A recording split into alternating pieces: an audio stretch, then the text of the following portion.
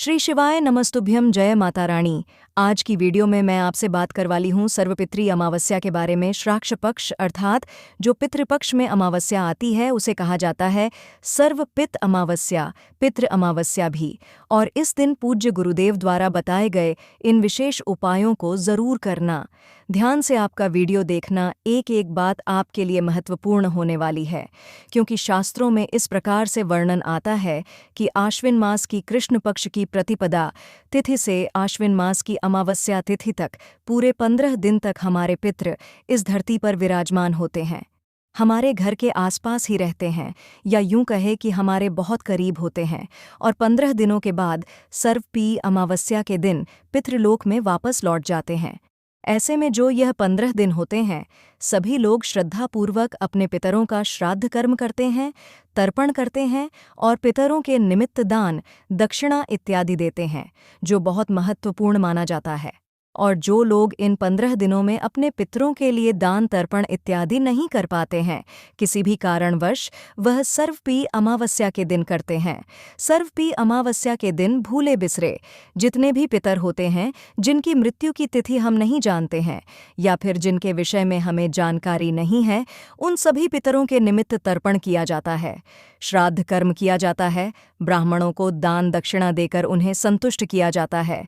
इसलिए इस अमावस्या को सर्वपितृ अमावस्या कहते हैं। सर्वपी मोक्ष अमावस्या भी कहा जाता है। पितृ विसर्जन अमावस्या, महालय समापन अमावस्या और महालय विसर्जन अमावस्या भी कहा जाता है। तो आज की वीडियो में मैं आपसे बात करने वाली हूं कि सर्वपितृ अमावस्या पर आपको क्या करना चाहिए और क्या नहीं करना चाहिए। सर्वपितृ अमावस्या है, अगले दिन से शारदीय नवरात्रि प्रारंभ हो जाएगी, तो आपको आज के दिन क्या करना चाहिए और क्या नहीं करना चाहिए। देखिए, सबसे पहले अमावस्या तिथि के दिन हम अपने घर की साफ सफाई करते हैं, तो अपने घर की अच्छी तरह से साफ सफाई कर लीजिए। सुबह के समय ही आप चाहे तो पितरों का तर्पण या श्राद्ध कर्म वगैरह आपके घर में हो रहा है, तो यह सब कार्य करने के बाद भी घर की सफाई कर सकते हैं। ठीक है, मतलब अगर आप व्यस्तता की वजह से सुबह सफाई नहीं कर पाते हैं, तो दोपहर के बाद आप साफ सफाई घर की कर लीजिए। सुबह सूर्योदय से पहले स्नान कर लीजिए। स्नान करने के बाद सबसे पहले गंगा जल का छींटा अपने पूरे घर में आपको लगाना है। घर की बालकनी में, छत में, घर के मुख्य द्वार पर चारों तरफ आपको गंगा जल का छींटा देना है। घर के मुख्य द्वार की सफाई अमावस्या तिथि के दिन सुबह सवेरे हो जानी चाहिए। तो चाहे आप पूरे घर की सफाई बाद में भी कीजिएगा, लेकिन सुबह स्नान करने से पहले अपने घर के मुख्य द्वार की अच्छे से साफ सफाई कर लीजिए, मतलब झाड़ू लगा दीजिए। उसके बाद से आप जल के छींटे देकर या फिर जल से मतलब पानी से अच्छी तरह से अपनी चौखट को धो दीजिए, मुख्य द्वार को धोकर साफ कर लीजिए। और फिर स्नान करने के बाद जब आप आते हैं तो गंगा जल का छींटा आपको मुख्य द्वार पर भी लगाना है, और फिर घर के मुख्य द्वार के दोनों तरफ एक एक कपूर की टिकियां जला दीजिए, मतलब कपूर प्रज्वलित कर दीजिए दोनों तरफ। इससे आपके पितर तो प्रसन्न होंगे ही, इसके अलावा किसी भी प्रकार की नकारात्मक ऊर्जा होगी तो वह भी समाप्त हो जाती है। आज सर्वपितृ अमावस्या है, तो ऐसे में नेगेटिव एनर्जी भी काफ़ी हद तक एक्टिव होती है, इसलिए बहुत ज़रूरी है अपने घर की सुरक्षा। और फिर एक और चीज़ का आपको ध्यान रखना है, घर में सुबह और शाम दोनों समय कोई मंत्र ज़रूर चला दीजिए, जैसे कि सुंदरकांड का पाठ हो या फिर हनुमान चालीसा का पाठ हो, या फिर कोई मंत्र चला दीजिए जिससे कि घर में किसी भी प्रकार की नकारात्मक ऊर्जा का प्रवेश ना हो और घर में शुद्धिकरण हो जाए। फिर सूर्यदेव को जल दीजिए। अपने घर के मंदिर में विधि विधान से जो आप प्रतिदिन पूजा करते हैं, पूजा कर लीजिए। एक और चीज़ आपको करनी चाहिए, आज के दिन अपने घर में गाय के गोबर के जो कंडे होते हैं, जो उपले होते हैं, उन्हें प्रज्वलित कर लीजिए और गुड़ और घी इकट्ठा रख लीजिए और उसी की धुनी दीजिए।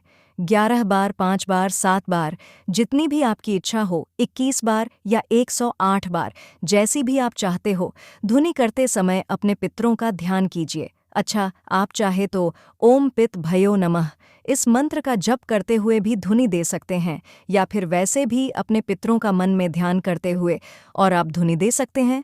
ज़रूरी नहीं है मंत्र बोले, बस ध्यान कर लीजिए अपने पितरों का, और 11 बार या 2 बार आप गुड़ और घी की आहुति दे दीजिए।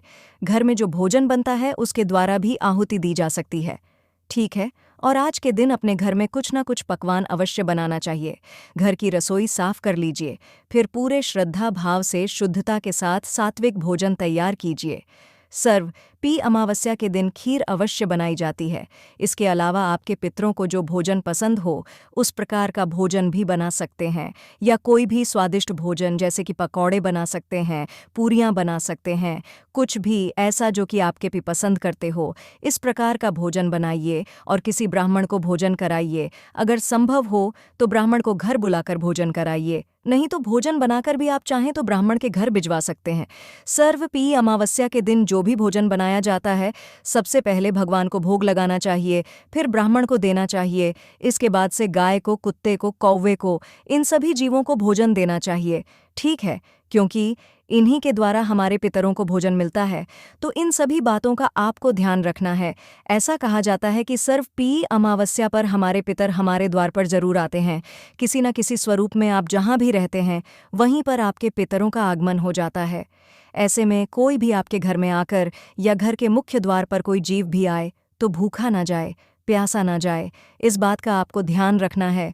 कोई घर में आता है तो भी उसे कुछ खाने को पीने को ज़रूर दीजिए, और कोई द्वार पर भी जैसे गाय, कुत्ता या फिर चींटियां हैं, कोई भी जीव हो तो उन्हें भोजन अवश्य मिल जाए। इस बात का आपको ध्यान रखना है। याद रखिए, यह पितृपक्ष का अंतिम दिन है, तो जितना हो सके सतर्क रहिए और सावधान रहिए। कोई जीव आपके द्वार से निराश ना जाए, खाली हाथ ना लौटे, इस बात का आपको ध्यान रखना है। कोई भिक्षा की भी हो तो उसे भी आपको भगाना नहीं है। अपनी इच्छा सामर्थ्य के अनुसार आपको कुछ न कुछ दान दक्षिणा अवश्य देना है। सर्व पी अमावस्या है तो अपने पितरों की प्रसन्नता के लिए पितृ सुक्तम का पाठ आप कर सकते हैं। अपनी इच्छा के अनुसार आप चाहे तो पितृ गायत्री का भी पाठ कर सकते हैं। पितृदेव चालीसा भी होती है और आरती भी होती है, इनका भी आप पाठ कर सकते हैं। भगवद गीता के 7वें अध्याय का पाठ अवश्य करना चाहिए, अगर संभव हो तो। और अगर आप पाठ नहीं भी कर पाते हैं तो ऐसे में आप मोबाइल पर चलाकर रख दीजिए। थोड़ी तेज आवाज कर दीजिए जिससे कि सबको सुनाई दे। ठीक है। अच्छा, इसके अलावा गरुड़ पुराण का भी पाठ किया जाता है, तो जितना भी आपसे बन पड़े बस पितरों का ध्यान कीजिए और अगर संभव हो तो पाठ कर लीजिए। पितरों की आत्माएं वास करती हैं पीपल के वृक्ष में। ऐसे में घर के आसपास अगर कोई पीपल का वृक्ष है तो सुबह भी जाकर आप जल चढ़ा सकते हैं।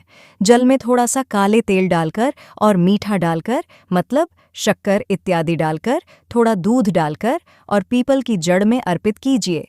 फिर पीपल की पंचोपचार विधि से धूप दीप से पूजा कर लीजिए। दीपक आप चाहे तो शुद्ध घी से भी प्रज्वलित कर सकते हैं, तिल तेल से भी प्रज्वलित कर सकते हैं, या फिर सरसों तेल से भी प्रज्वलित कर सकते हैं, लेकिन दीपदान अवश्य करना है। सुबह भी और शाम को भी। अच्छा, अमावस्या तिथि पर आपको शाम के समय घर के मुख्य द्वार पर भी दीपदान करना है। दक्षिण की तरफ मुख करके अपने पितरों का स्मरण करते हुए दीपक अवश्य प्रज्वलित कीजिए। उनसे प्रार्थना कीजिए कि जाने अनजाने इस पितृपक्ष के दौरान किसी भी प्रकार की भूल चूक हुई हो तो इसके लिए क्षमा करें और अपने परिवार पर सदैव अपनी कृपा बनाए रखें। अब यह तो कुछ ऐसे कार्य हैं जो आपको करना है। अब क्या नहीं करना है यह भी जान लीजिए।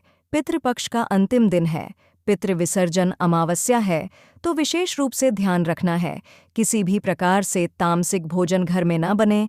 लहसुन, प्याज, मांस, मदिरा का सेवन अगर आप करते भी हैं नॉर्मली दिनों में तो पितृपक्ष के अमावस्या के दिन आपको बिल्कुल नहीं करना है। घर में कलह क्लेश न हो, इस बात का ध्यान रखिए। किसी भी प्रकार का वाद विवाद घर में नहीं होना चाहिए।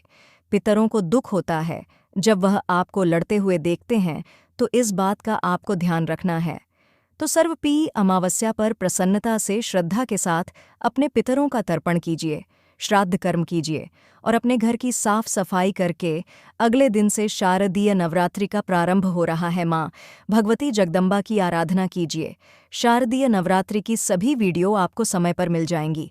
अगर आपका कोई भी प्रश्न हो शारदीय नवरात्रि से संबंधित या फिर पितृपक्ष की अमावस्या से संबंधित, तो कमेंट बॉक्स में आप लोग लिख सकते हैं। उम्मीद करती हूँ ये वीडियो आपके लिए उपयोगी होगी। अगर वीडियो पसंद आई हो तो लाइक कीजिए, शेयर कीजिए और चैनल पर पहली बार आए हैं, अगर अभी तक आपने चैनल को सब्सक्राइब नहीं किया है, तो आज की वीडियो अगर आपको अच्छी लगी हो तो चैनल को सब्सक्राइब करके बेल आइकन को ज़रूर प्रेस कर लीजिए। इससे यह होगा कि इस चैनल पर जो भी नई वीडियो अपलोड होंगी, उनकी नोटिफिकेशन आपको सही समय पर प्राप्त होगी। मिलती हूँ मैं आपसे अगली वीडियो में, तब तक के लिए ओम नमः शिवाय।